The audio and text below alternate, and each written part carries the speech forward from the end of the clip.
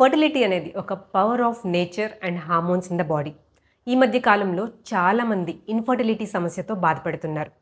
పిల్లలు లేని కపుల్స్కి ఇదొక సెన్సిటివ్ అండ్ ఎమోషనల్ టాపిక్ అని చెప్పుకోవచ్చు. సో ఈరోజు ఈ వీడియోలో అసలు ఇన్ఫర్టిలిటీకి కారణాలేంటి, ప్రెగ్నెన్సీ రావడానికి న్యాచురల్ టిప్స్, అలాగే ఫర్టిలిటీ ఫుడ్స్ గురించి డిస్కస్ చేసుకోబోతున్నాను. ఈ వీడియోలో ప్రతి ఒక్క పాయింట్ కూడా చాలా ఇంపార్టెంట్. ఎండ్ వరకు కూడా మిస్ కాకుండా చూడండి. హలో, నేను మీ Pavni, qualified nutritionist and health coach. మనం ఇంత అడ్వాన్స్ టెక్నాలజీలో ఉండి కూడా పిల్లల్ని న్యాచురల్గా పుట్టించలేకపోతున్నాం. ఈ ఆర్టిఫిషియల్ ట్రీట్మెంట్స్ అని మెకానిజమ్స్ ద్వారా పుట్టించాల్సి వస్తుంది. ఒక్క మాట గుర్తుంచుకోండి, ఈ ఫర్టిలిటీ అండ్ ప్రెగ్నెన్సీ అనేది it's not mechanical, it's completely biological and emotional. మరి ఏ టెక్నాలజీ లేని మన అమ్మమ్మలు తాతమ్మలు అప్పట్లో 6 మంది పిల్లల్ని కనేవారు. ఎందుకంటే వాళ్ళు నేచర్కి చాలా క్లోజ్గా ఉండేవారు. రైట్ టైంలో ప్లాన్ చేసుకుని మంచి పౌష్టికాహారంతో స్ట్రెస్ లేకుండా పిల్లల్ని కనేవారు. అప్పట్లో ఈ ఐవీఎఫ్ ట్రీట్మెంట్స్ అన్నీ లేవు, కానీ ఇప్పుడు వీధికి ఒక ఐవీఎఫ్ సెంటర్ స్టార్ట్ అయింది. దీనికి అన్నిటికీ కారణం మన లైఫ్ స్టైల్ హ్యాబిట్సే. అసలు ఫర్టిలిటీ అండ్ ప్రెగ్నెన్సీ అనేవి nature's rule. Every life on earth has to give birth to another life. అసలు మీరు ఎప్పుడైనా జంతువుల్ని ఇన్ఫర్టిలిటీగా చూసారా? లేదు కదా. ఎందుకంటే అవి నేచర్కి చాలా క్లోజ్గా ఉంటాయి, అలాగే బయాలజికల్ క్లాక్ని ఫాలో అవుతాయి. కానీ మనం మన లైఫ్ స్టైల్ హ్యాబిట్స్తో మన హార్మోన్స్ని అలాగే బయాలజికల్ రిథమ్ని డిస్టర్బ్ చేసుకుంటున్నాం. ఇప్పుడు రెమెడీస్ కన్నా ముందు ఇన్ఫర్టిలిటీకి రూట్ కాజెస్ ఏంటో చూసుకుందాం. WHO ప్రకారం ఇన్ఫర్టిలిటీ కపుల్స్లో 37% ఫీమేల్ ఫ్యాక్టర్స్ అయితే 8% మేల్ ఫ్యాక్టర్స్ అని తేలింది. ఆడవాళ్లలో ఇన్ఫర్టిలిటీకి కొన్ని మెయిన్ రీజన్స్ వచ్చి ముఖ్యంగా యూటరిన్ ఫ్యాక్టర్స్, అంటే గర్భసంచిలో పాలిప్స్ ఉన్నా, సెప్టమ్ ఉన్నా, లేదా ఎండోమెట్రియల్ థిక్నింగ్ చాలా ఎక్కువ ఉన్నా, ఇంకా ఫెలోపియన్ ట్యూబ్స్లో బ్లాకేజెస్ ఉన్నా లేదా డ్యామేజ్ అయిపోయినా, ఇంకా ఓవేరియన్ ఫ్యాక్టర్స్ అంటే ఓవరీస్లో సిస్ట్లున్నా లేదా పీసీఓడి, ఇంకా క్వాలిటీ ఆఫ్ ఎగ్ సరిగా లేకపోయినా సరే ఇవన్నీ కూడా ఇన్ఫర్టిలిటీకి దారితీస్తాయి. ఇంకా ఎమోషనల్ స్ట్రెస్ అనేది మన ఫర్టిలిటీ మీద డైరెక్ట్ ఇంపాక్ట్ చూపిస్తుంది. ఎక్కువ స్ట్రెస్ లెవెల్స్ వల్ల మన హార్మోన్స్ అలాగే క్వాలిటీ ఆఫ్ ఎగ్ అనేది బాగా ఎఫెక్ట్ అవుతుంది. ఈ ఇన్ఫర్టిలిటీకి ఇంకొక మెయిన్ రీజన్ ఏంటంటే ఏజ్ ఫ్యాక్టర్. ఈ మధ్య కాలంలో అమ్మాయిలు ఈ కెరియర్ పేరుతోటి లేట్ మ్యారేజెస్ లేదా ప్రెగ్నెన్సీని డిలే చేసుకుంటున్నారు. అసలు నన్ను అడిగితే 30 లోపులో ఫస్ట్ ప్రెగ్నెన్సీ ప్లాన్ చేసుకోవడం అనేది సేఫ్. ఎందుకంటే ఇప్పుడున్న లైఫ్ స్టైల్ హ్యాబిట్స్ ప్రకారం ఈ ఎగ్ క్వాలిటీ అనేది 30 ఇయర్స్ తర్వాత తగ్గిపోతుంది, ఇంకా 35 ఇయర్స్ తర్వాత ర్యాపిడ్గా డిక్లైన్ అవుతుంది. అసలు మీరు ప్రెగ్నెన్సీ ప్లాన్ చేసుకుంటే food habits is a most important part. అసలు ఈ జనరేషన్ అమ్మాయిలు చూసుకుంటే ఎవ్రీ సెకండ్ గర్ల్లో ఇద్దరు పీసీఓడి కానీ లేదా థైరాయిడ్ ప్రాబ్లమ్స్ చూస్తున్నాం.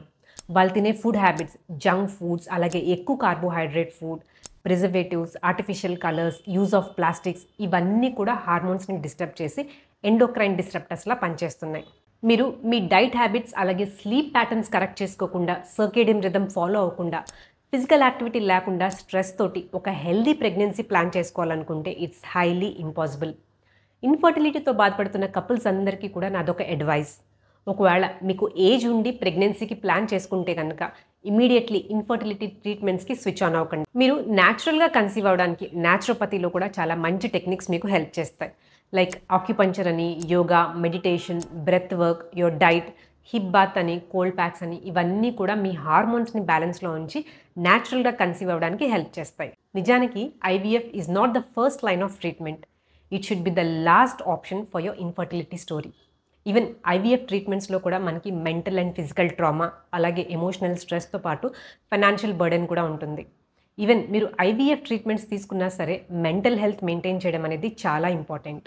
ప్రెగ్నెన్సీకి quality of egg and quality of sperm అనేది ఒక గేమ్ చేంజర్లా పనిచేస్తాయి. సో ఈ ఎగ్ అండ్ స్పర్మ్ క్వాలిటీని ఇంప్రూవ్ చేసుకోవడానికి, అలాగే గర్భసంచి యొక్క ఎన్వైర్న్మెంట్ ఇంప్రూవ్ చేసి హార్మోన్స్ని బ్యాలెన్స్లో ఉంచడానికి కొన్ని ఫుడ్స్ చాలా బాగా పనిచేస్తాయి.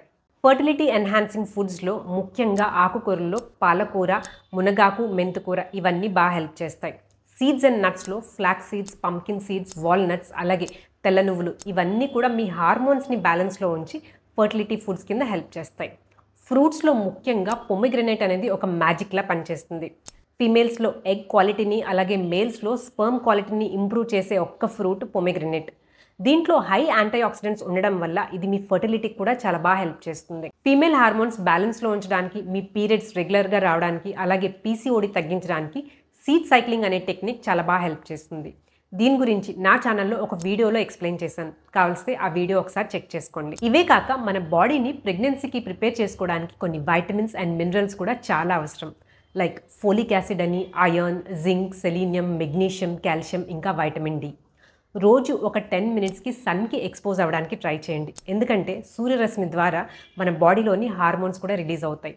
రోజు ఒక 10 నిమిషాలు చెప్పులు తీసేసి నేల మీద నడవడానికి ట్రై చేయండి. దీన్నే ఎర్దింగ్ లేదా గ్రౌండింగ్ అని కూడా అంటారు.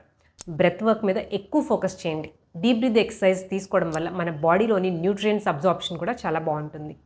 ఫర్టిలిటీ అండ్ ప్రెగ్నెన్సీ అనేది ఒక మెకానిజం కాదు, it is an emotion and love. మీరు న్యాచురల్గా కన్సీవ్ అవ్వాలంటే మీ లైఫ్ స్టైల్ హ్యాబిట్స్లో మంచి చేంజెస్ తీసుకురండి. న్యాచురల్ డైట్ మీద ఎక్కువ ఫోకస్ చేయండి. ఒకవేళ ఈ వీడియో మీకు ఇన్ఫర్మేటివ్గా అనిపిస్తే కనుక please like, share and subscribe. Take care.